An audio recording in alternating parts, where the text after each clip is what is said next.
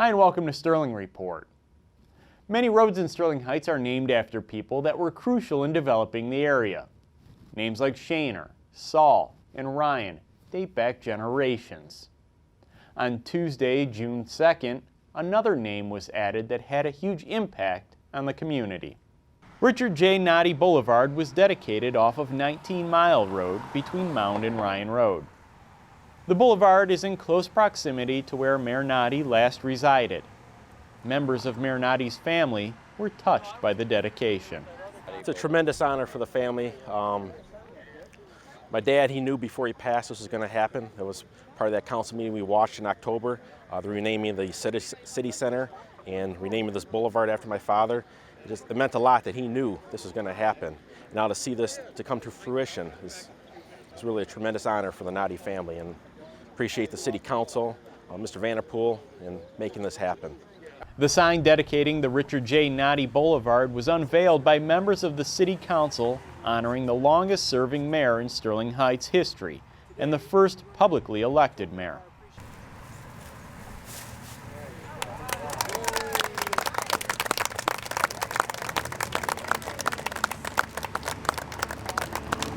I don't know what more there is to say about Mayor Notte. He was a public servant for the last 30 years of his life, dedicated to the residents of Sterling Heights, and this is just the least we could do to honor him and pay tribute to his legacy here.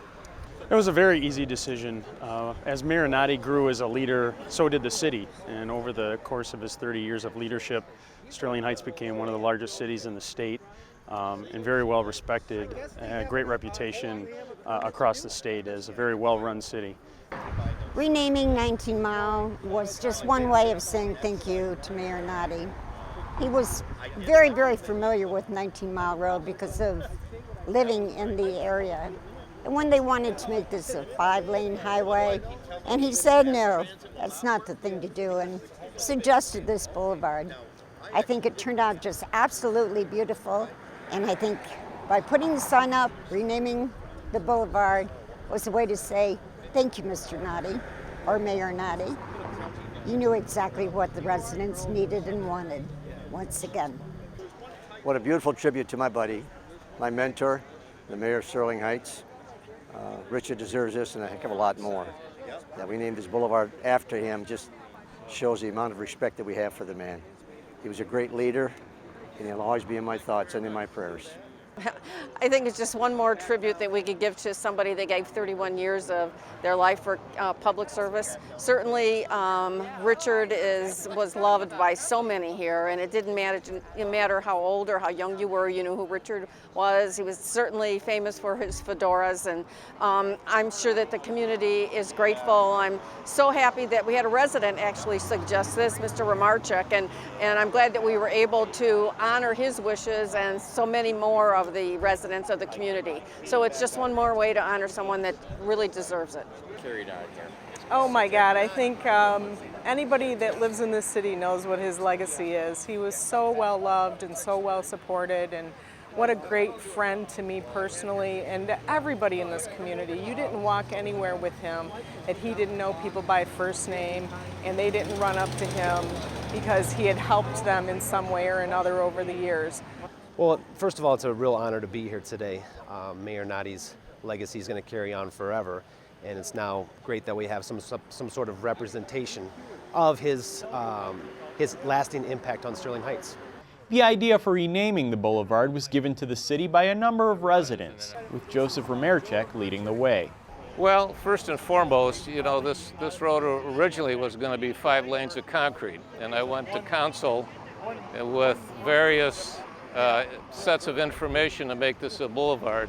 And Mayor Notte was supportive in that regard, so we got the boulevard. So when he passed, you know, it seemed how appropriate. The man traversed this way, had an influence in getting the boulevard in, because there was going to be 5 lanes of concrete, and how, you know, in this area that just didn't resonate well. So I thought how appropriate that Mayor Notte could be remembered and honored in an area like this, you know, with the flowers, the trees. I mean, it's just special. it's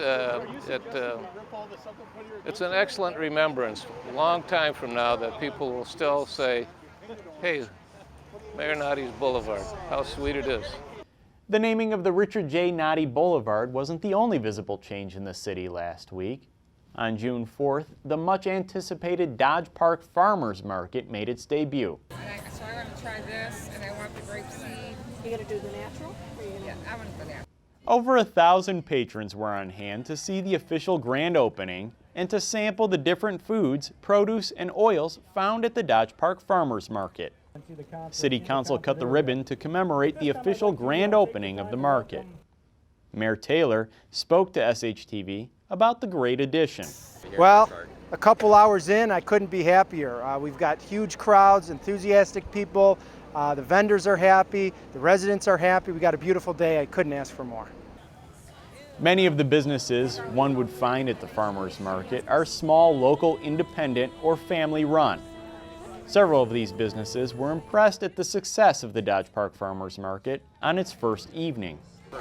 Oh, this has been fantastic. Lots of people have come, really interested in our eggs and other people's products and stuff, and it's been a great turnout here. This market's been great. It's very busy.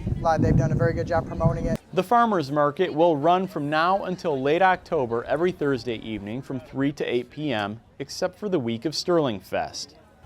Many of the businesses will return each week with some new ones added as the growing season changes. Residents who visited were quite excited at all the variety found at the market. I'm glad it's here. Other cities have them. It's about time that Sterling Heights had it. Well, we come every year, every Thursday for Music in the Park, and we were intrigued by the farmers market, and so we wanted to kind of come out here early just to see what was out here. Oh, I was so excited about when Dodge Park was going to have this, and I just love it because it's fresh foods and vegetables and all kinds of stuff to buy. Heidi Kujat has been drawing and painting since she was a young girl. Recently, she was honored as a Sterling Heights featured artist. Heidi's work is located on the lower level of City Hall and in the Friends of the Library bookstore.